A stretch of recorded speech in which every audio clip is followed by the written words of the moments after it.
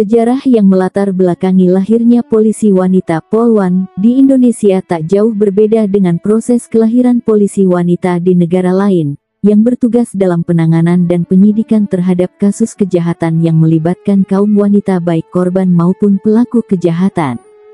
Polwan Republik Indonesia lahir pada tanggal 1 September tahun 1948 di Kota Bukit Tinggi, Sumatera Barat, tatkala pemerintahan darurat Republik Indonesia (PDRI) menghadapi agresi militer Belanda II, di mana terjadinya pengungsian besar-besaran pria, wanita, dan anak-anak meninggalkan rumah mereka untuk menjauhi titik-titik peperangan. Untuk mencegah terjadinya penyusupan, para pengungsi harus diperiksa oleh polisi, namun para pengungsi wanita tidak mau diperiksa apalagi digeledah secara fisik oleh polisi pria. Untuk mengatasi masalah tersebut, pemerintah Indonesia menunjuk SPN, Sekolah Polisi Negara Bukit Tinggi untuk membuka pendidikan inspektur polisi bagi kaum wanita. Setelah melalui seleksi terpilihlah 6 orang gadis remaja yaitu Mariana Saani Mufti, Nelly Pauna Situmorang, Rosmalina Pramono, Dahniar Sukoco, Jasmainar Hussein dan Rosnalia Taher. Keenam gadis remaja tersebut tercatat sebagai wanita ABRI pertama di tanah air yang kini kesemuanya sudah pensiun dengan rata-rata berpangkat kolonel polisi atau kombes. Tugas Polwan di Indonesia terus berkembang tidak hanya menyangkut masalah kejahatan wanita, anak-anak dan remaja, narkotika dan masalah administrasi bahkan berkembang jauh hampir menyamai berbagai tugas polisi prianya. Bahkan di penghujung tahun 1998, sudah 5 orang Polwan dipromosikan menduduki jabatan komando sebagai Kapolsek.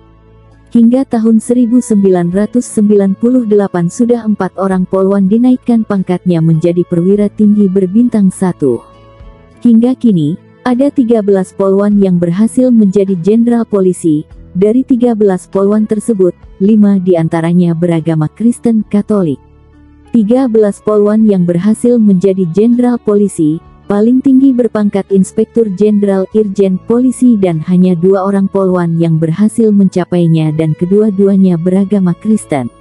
Adapun kelima Polwan beragama Kristen Katolik yang berhasil berpangkat jenderal polisi yaitu 5. Brigadir Jenderal Polisi, Purnawirawan, Dr. Randa Noldi Rata. Jabatan terakhir, Konsultan Ahli Tim Asistensi Bidang Pencegahan Narkotika atau Badan Narkotika Nasional, atau disingkat BNN. Wanita kelahiran Nusa Tenggara Timur, NTT ini, pernah menjadi Kadispen Polda Metro Jaya dan anggota DPR Republik Indonesia pada Komisi 3. 4. Brigadir Jenderal Polisi Purnawirawan, Dr. Randa Paula Bataona Renyaan. Lahir di Somlaki, Maluku, tanggal 16 September tahun 1942, meninggal di Surabaya, tanggal 4 November tahun 2007 pada umur 65 tahun, adalah seorang jenderal polisi dan politikus Indonesia.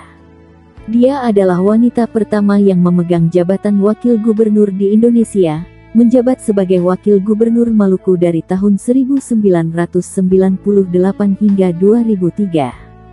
Setelah lulus dari perguruan tinggi, Renyaan ditugaskan untuk pekerjaan pertamanya di kota Surabaya, Jawa Timur.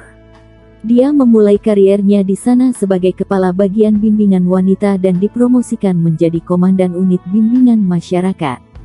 Dia meninggalkan kota pada tahun 1983 setelah pindah ke kota Ambon, Maluku. Dia ditugaskan selama 2 tahun di Ambon sebagai asisten bimbingan masyarakat dan kembali ke Jawa Timur setelah promosi menjadi kolonel pada tahun 1985.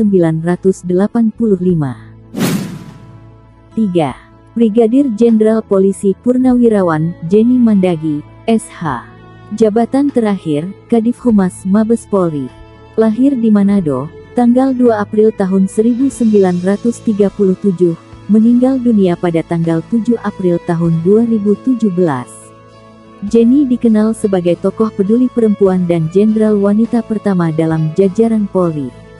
Beliau juga pernah menjabat sebagai konsultasi ahli di Badan Narkotika Nasional dan aktif dalam penanganan pemberantasan narkoba di Indonesia. Pendidikan sekolah dasar hingga menengah pertamanya ditempuh di sebuah yayasan pendidikan milik Biarawati Katolik Manado. Kemudian ia melanjutkan pendidikan menengah atasnya di SMA Santa Ursula, Jakarta dan meraih gelar sarjana hukum dari Fakultas Hukum Universitas Indonesia pada tahun 1963. Semasa perkuliahannya ia tergabung dalam keanggotaan aktif Persatuan Mahasiswa Katolik Republik Indonesia atau disingkat PMKRI. Setelah lulus dari perkuliahan ia mulai meniti karir kepolisiannya di Akademi Polisi dan diangkat menjadi anggota polisi wanita pada tanggal 1 Desember tahun 1965.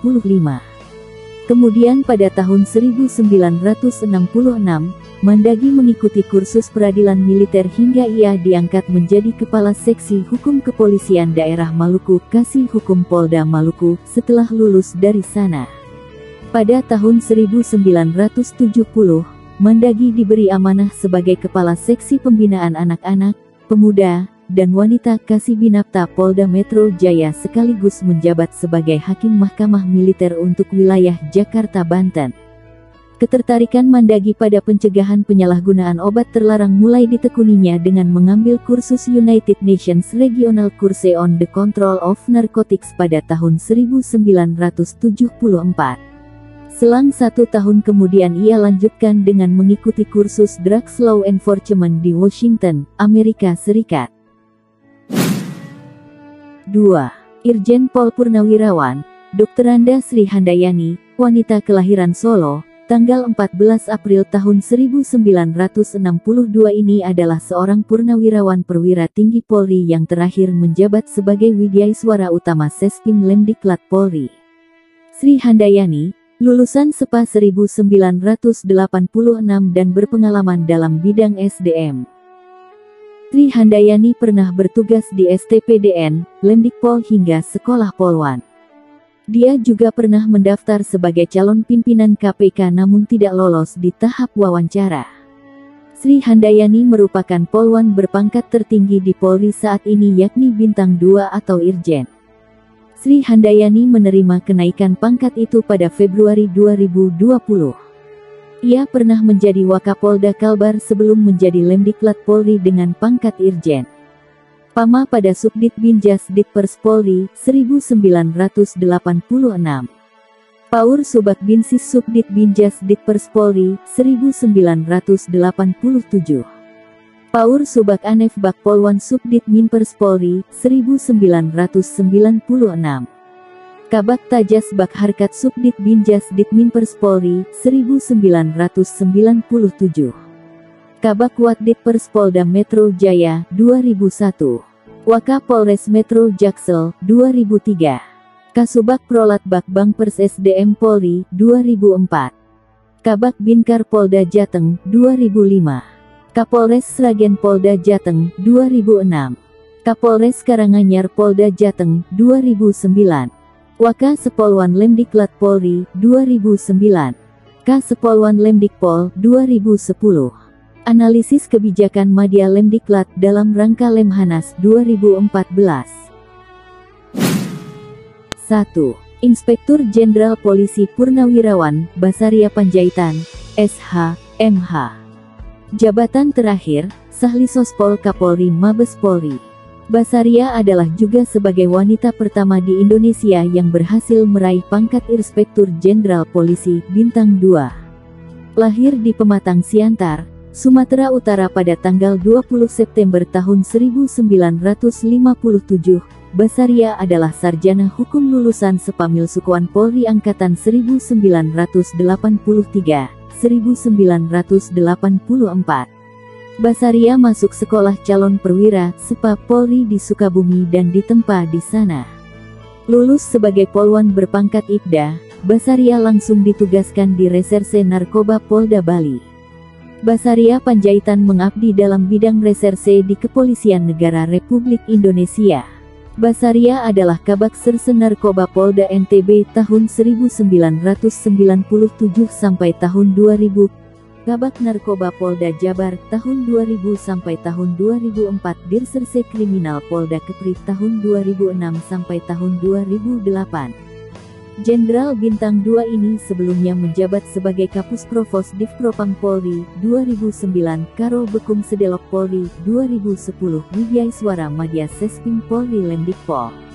Dia pernah menjadi Kepala Biro Logistik Polri, Kasat Narkoba di Polda NTT dan menjadi Direktur Reserse Kriminal Polda Kepulauan Riau. Dari Batam, Basaria ditarik ke Mabes Polri, menjadi penyidik utama Direktorat Tindak Pidana Tertentu Bareskrim. Dia pernah memeriksa mantan Kabareskrim, Komjen Susno Duaji, soal pelanggaran kode etik. Tahun 2010 hingga 2015, Basaria menjabat sebagai Widyaiswara Madya Sespim Polri. Basaria Panjaitan tercatat sebagai perempuan pertama yang berpangkat Inspektur Jenderal Bintang 2 di dalam sejarah Kepolisian Negara Republik Indonesia, melalui kenaikan pangkat berdasarkan Surat Keputusan Presiden Indonesia Nomor 81/Polri tahun 2015 dan Surat Telegram Kapolri Nomor STR-843-X-2015 tertanggal 20 Oktober tahun 2015.